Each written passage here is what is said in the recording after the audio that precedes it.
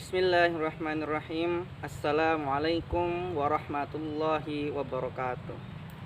Perkenalkan, nama saya Muhammad Iqbal Baihaqi Ramadan, NPM 1901010048.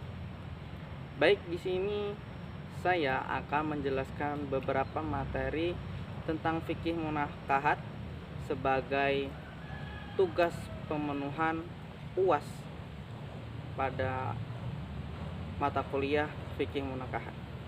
Langsung saja, inilah pembahasan mengenai materi pertama yang akan disampaikan. Walimatul urs ataupun disebut juga dengan pesta pernikahan. Dalam hal ini, pesta pernikahan ataupun walimatul urs itu diadakan ketika seseorang telah melakukan akad pernikahan sebagai ungkapan rasa syukur dan juga rasa bahagia seseorang telah menikah. Hukum dari walimatul urs ini adalah sunnah muakkadah sebagaimana kesepakatan para ulama fikih. Walimatul urs ini dicontohkan oleh baginda kita Nabi Muhammad SAW ketika beliau menikah dengan ibunda Siti Khadijah radhiyallahu anha. Namun terdapat beberapa hal yang perlu diperhatikan. Di antaranya adalah selama ataupun ketika terjadi proses walimatul urs ini, jangan sampai terjadi ikhtilaf. Oleh karena itu, ada 5 syarat ikhtilaf yang diperbolehkan. Yang pertama, harus menutup aurat. Para tamu undangan yang diundang untuk menghadiri acara walimatul urs itu harus menutup aurat. Yang kedua, harus saling menjaga pandangan antara satu sama lain. Yang ketiga adalah harus berada di tempat yang mulia.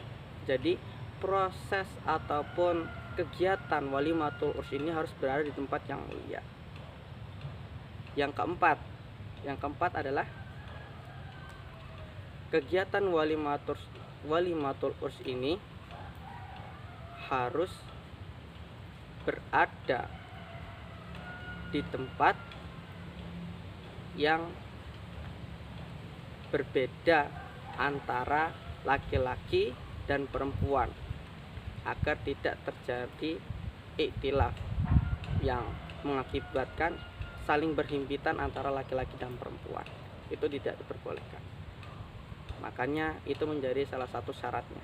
Dan yang terakhir adalah dalam kegiatan tersebut ataupun pesta walimatul urs tersebut harus membicarakan hal-hal yang baik.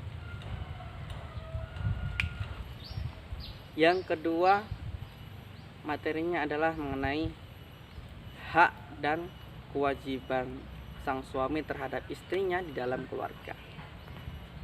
Kewajiban sang istri terhadap sang suami melebihi kewajibannya terhadap kedua orang tuanya.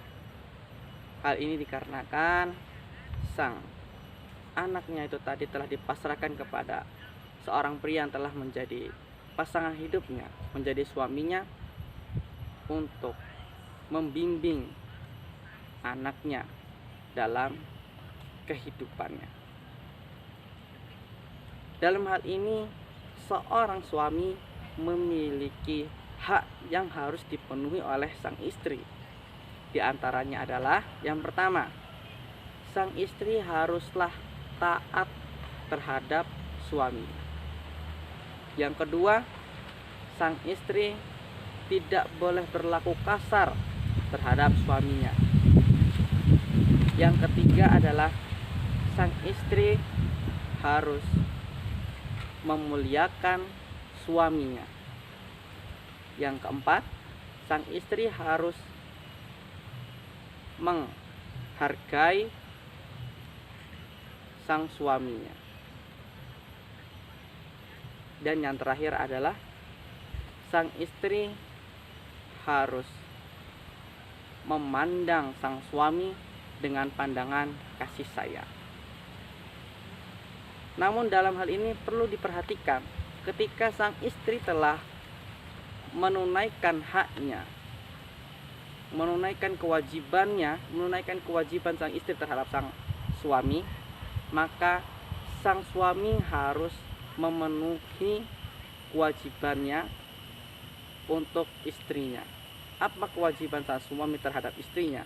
Yang pertama, sang suami harus menafkahi istrinya secara lahir maupun batin, memberikan perlindungan, memberikan rasa kasih sayang, menghormatinya, dan juga yang terakhir, sang suami tidak boleh memperlakukan sang istri dengan perlakuan yang buruk.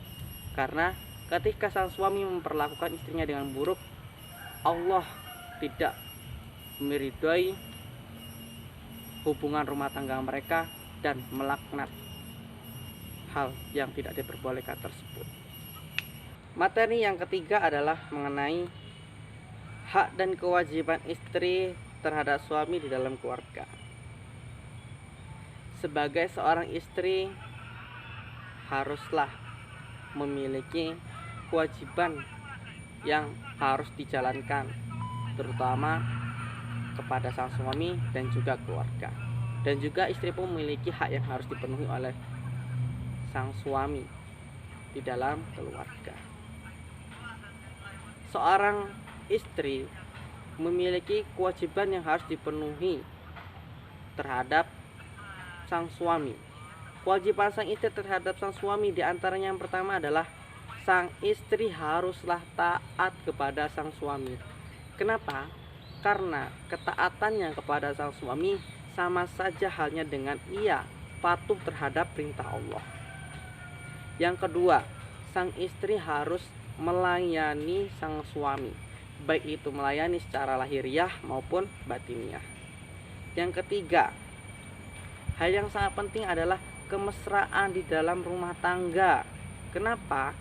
Karena kemesraan ini akan mempererat hubungan ikatan dalam keluarga, menjadikan kerukunan dan keharmonisan dalam rumah tangga.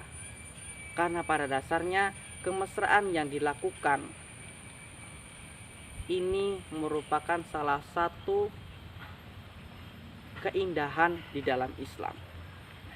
Yang keempat, seorang istri haruslah meminta izin kepada sang suami terhadap hal apapun, baik itu ketika ia hendak pergi bersama teman-temannya maupun hendak pergi mengunjungi rumah orang tuanya.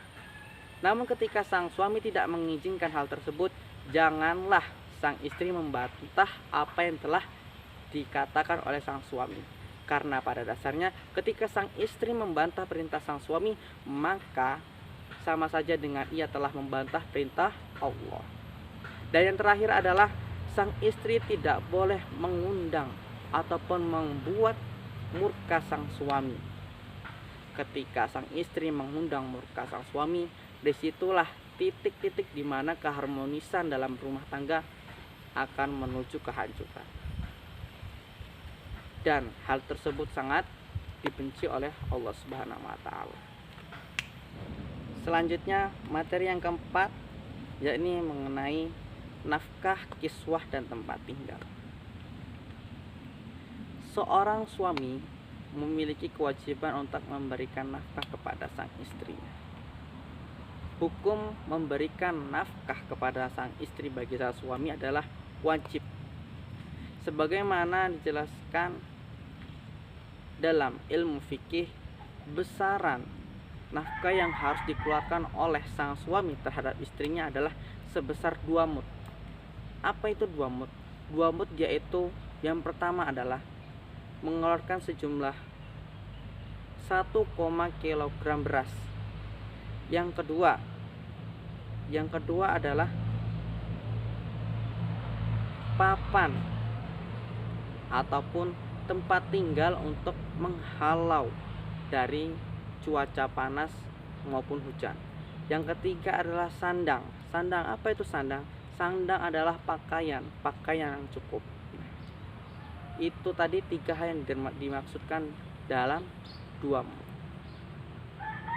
Islam merupakan agama yang indah, yang mana memberikan kesetaraan antara sang suami maupun istri yang sama-sama memiliki hak dan kewajibannya masing-masing. Hal itu yang harus dipenuhi untuk tercapainya keharmonisan dalam berumah tangga. Namun sebagaimana dikatakan oleh Sayyidina Khadijah bahwasanya laksanakanlah kewajibanmu dan jangan banyak menuntut. Seperti itu.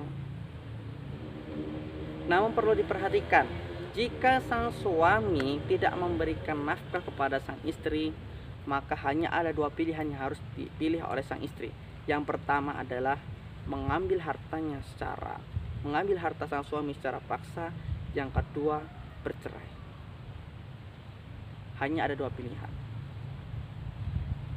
Karena ketika sang suami tidak memberikan nafkah kepada sang istri, sama saja mengingkari kewajiban sang suami terhadap istrinya. Karena kita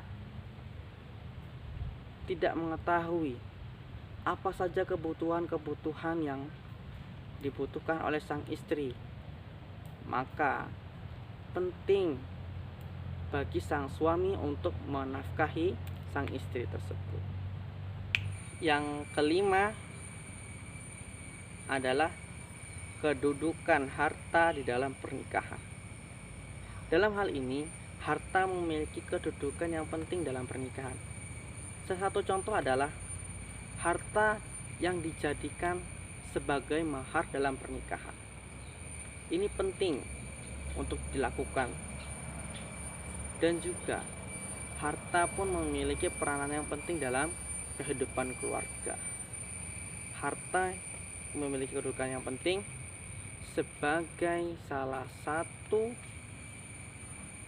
hal yang digunakan dalam kehidupan untuk memenuhi segala kebutuhan, baik itu pangan, sandang, dan papan.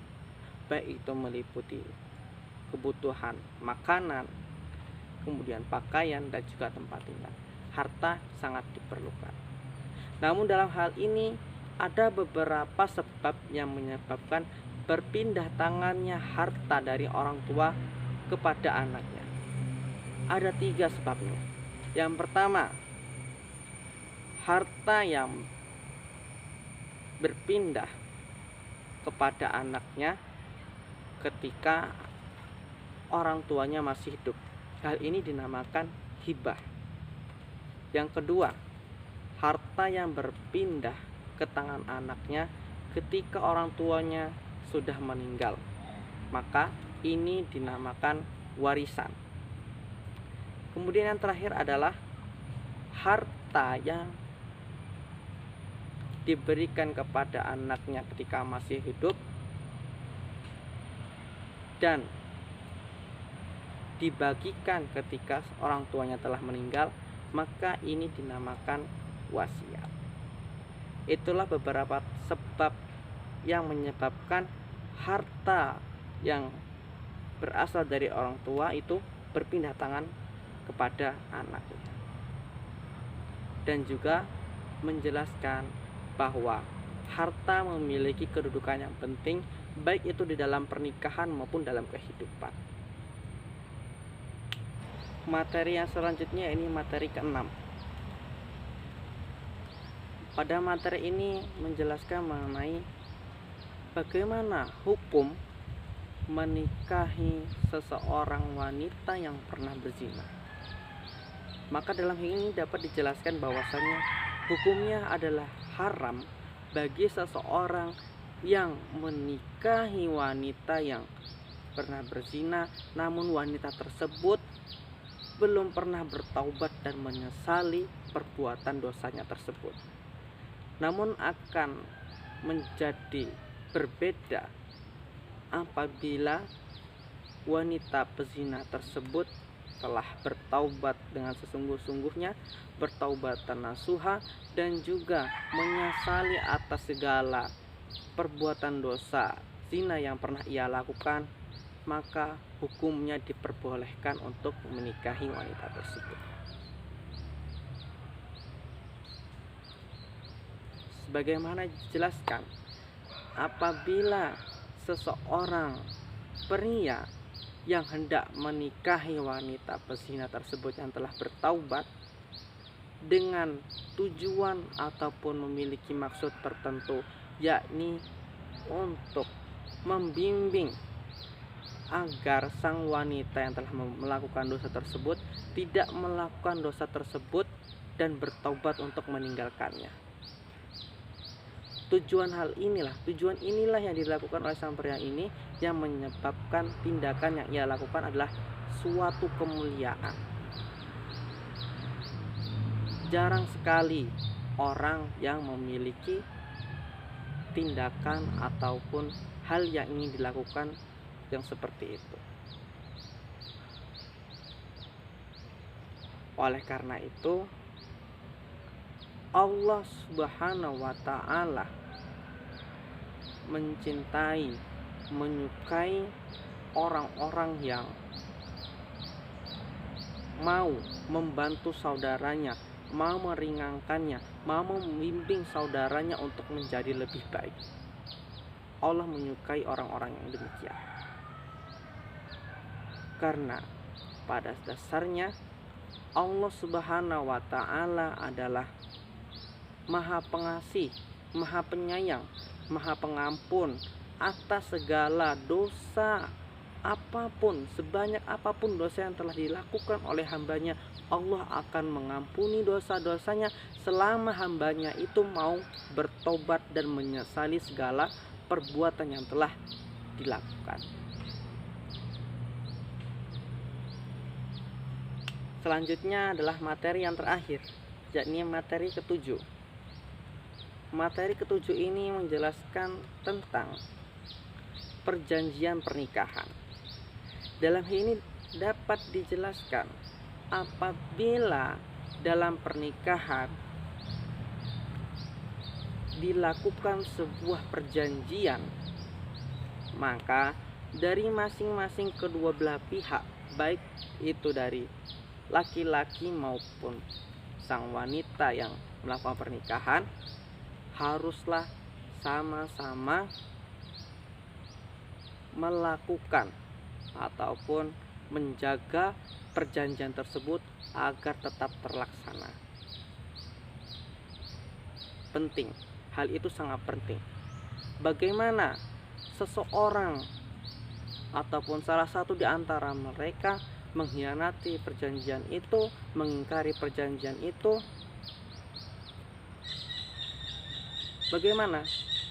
Maka akan memiliki dampak yang buruk terhadap kehidupan yang akan dilakukan bersama pada masa yang akan datang. Bagaimana sebuah hubungan yang dijalin atas pernikahan itu berlandaskan pada pengkhianatan atas perjanjian yang telah dibuat, maka pasti akan terjadi kerusakan, ketidakharmonisan dalam kehidupan rumah tangga yang selanjutnya. Oleh sebab itu penting masing-masing harus mampu memegang janji dan melaksanakan janji yang telah diperbuat dalam pernikahan tersebut. Karena janji yang telah dibuat sama-sama dari masing-masing kedua belah pihak, maka masing-masing memiliki tanggung jawab untuk melaksanakan perjanjian tersebut. Dan perjanjian tersebut tidak boleh diingkari. Karena mengingkari perjanjian termasuk salah satu perbuatan dosa dan dibenci oleh Allah Subhanahu wa ta'ala.